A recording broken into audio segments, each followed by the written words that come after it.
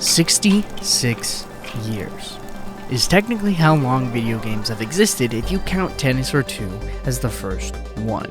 It was created in 1958, a whole 14 years before Pong was released. Since then, video games have evolved greatly decade after decade. Leaps and bounds have been made as new hardware allows the creation of new mechanics, photorealistic graphics, and much more. But it makes me wonder,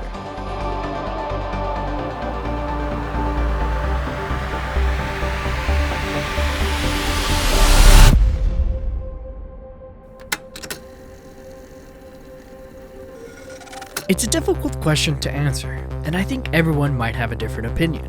It's easy to look at how far we've come from Tennis for Two to any of the vast amounts of games we have now and say, well, these games are outdated. But it's a lot more nuanced than that.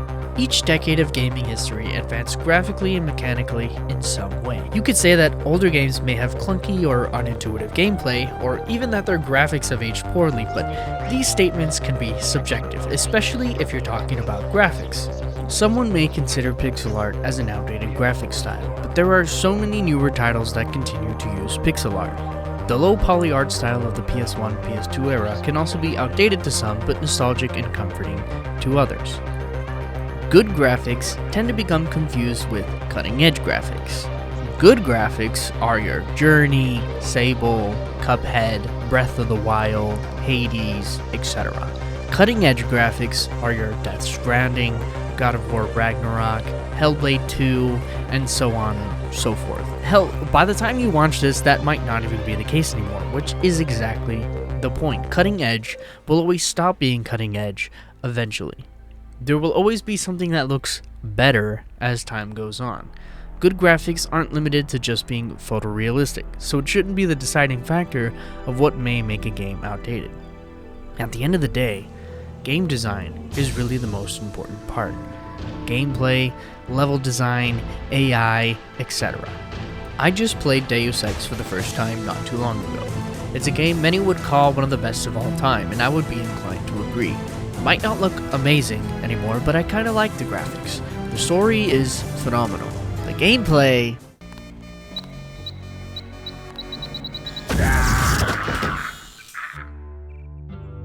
I got used to it, and I didn't mind it after a while, but it was kind of irritating. The accuracy was a mess. In order to align your shots more, you have to physically add an accuracy modifier to your weapon.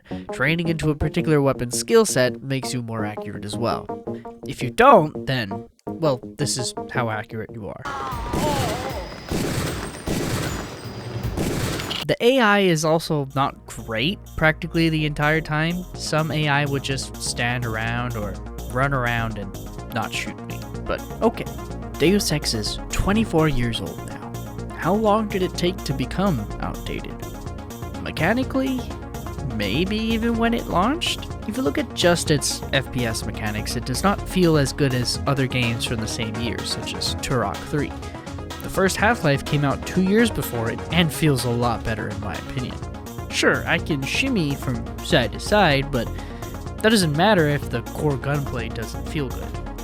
Honestly, I think 3D games in general are much more prone to becoming outdated compared to their 2D counterparts, at least at this time period.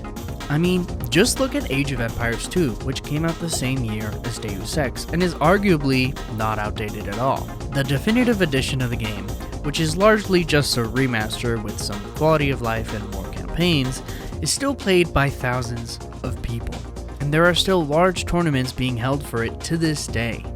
Age of Empires 4 has been out for 3 years now, yet there are double or more players choosing to play Age of Empires 2 instead. Is this nostalgia, or is the game itself simply better? It's really hard to say. I'd bank on it being much more than just nostalgia though. If it was just nostalgia, eventually people would grow tired of the game and move on to other games or hobbies. But there is a consistent player base that keeps coming back. Did the remaster help bring back players?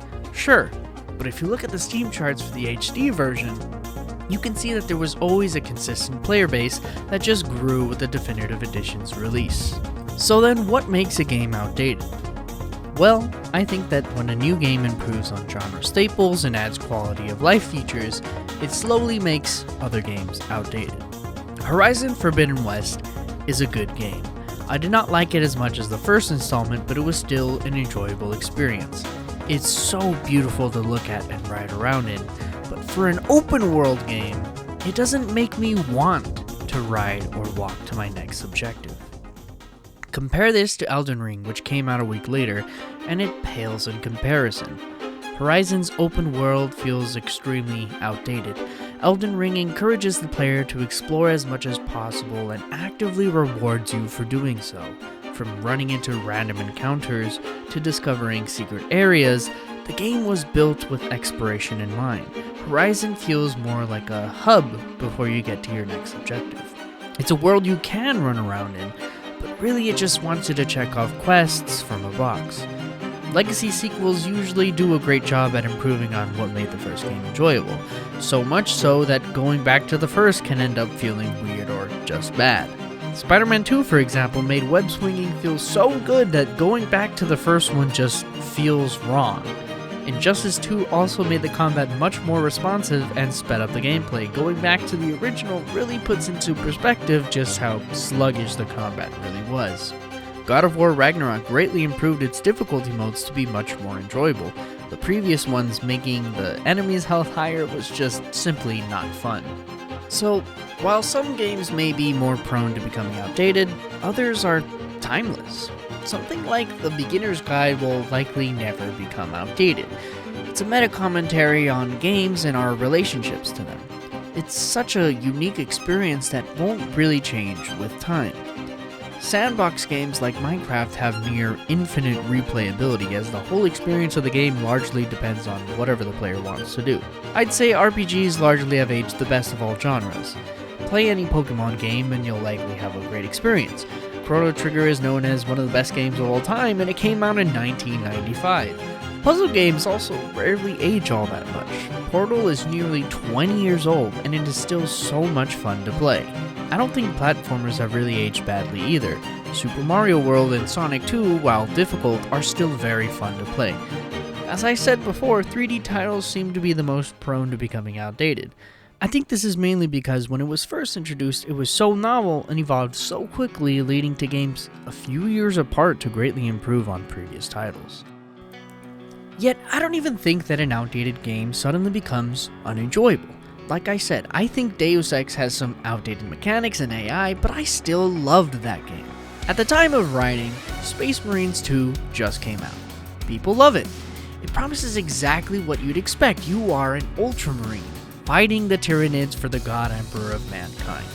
It offers an action-packed 10-hour campaign full of fun boss battles, giant beautiful set pieces, and action-packed hack-and-slash gameplay. It also offers a side co-op mode and a really solid PvP game mode that reminds me a lot of Transformers Fall of Cybertron. It isn't exactly innovating from a gameplay standpoint, but it doesn't need to. Some people don't enjoy the experience and comment on the fact that it feels like an older game with a new face. I wouldn't exactly disagree with this comment, but I also don't think it really matters. It's a fun game, which makes me wonder, does it even matter? Does it matter if a game is outdated? If a game brings you joy or offers you an enjoyable experience, isn't that the point? Isn't that why we play games in the first place? I watched Nakey Jakey's video about Starfield and how Bethesda has outdated game design. While I never played Starfield for myself, I do think his criticisms are valid. It seems like Starfield in particular falls victim to the same problems with Fallout 76. Let's make a bigger map for you to explore in, but also make it empty. There's thousands of planets to visit.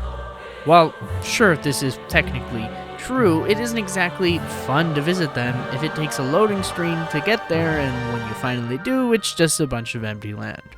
Yet despite its many issues, tons of people still enjoyed their time with the game. It currently sits at mixed review-wise on Steam with over 100,000 reviews, and for every person giving their valid criticisms, there was someone else talking about how much they like the game. Don't get me wrong, I am in no way saying that we should accept mediocrity in games. It's important to talk about what doesn't work and what can be done better. But I also think that what mainly matters is that we play games that we personally enjoy.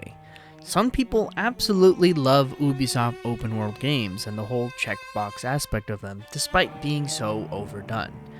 I'd assume that it's because it's familiar and easy to play.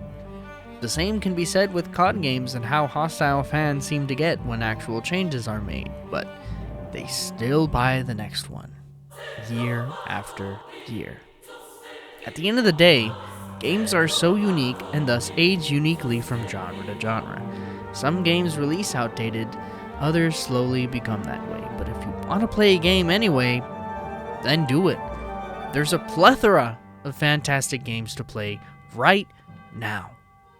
Just open up the main menu and press start.